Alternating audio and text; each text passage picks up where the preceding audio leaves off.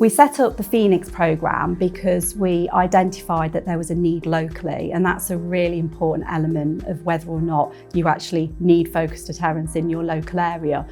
So for us, because we had the Violence Reduction Network, we already had a good understanding of what our local serious violence problem was, and we knew that an element of that involved children and young people being drawn into networks of criminality where serious violence and associated crime was a feature. So for us, there was a gap which focused deterrence seemed to fit. So we already had a lot of activity going on between different agencies in relation to the cohort that we had identified. However, that activity wasn't particularly well coordinated and sometimes was kind of conflicting with one another and at odds with one another.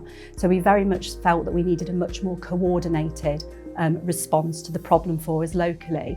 But also we didn't actually have a specific intervention for these individuals. So they were getting interventions, but there was nothing that had been designed in a really kind of tailored way for them.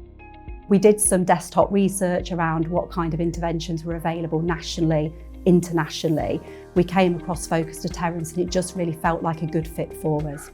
Making the decision whether or not focused deterrence is right for a particular force area or a particular partnership is really important, and my best advice is to take the time to understand the problem in the first place.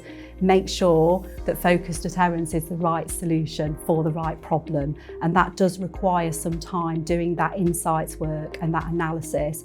Really importantly, making sure that the partnership, including communities, also thinks that there's a problem and also believes that focused deterrence could be a big part of the solution to that problem.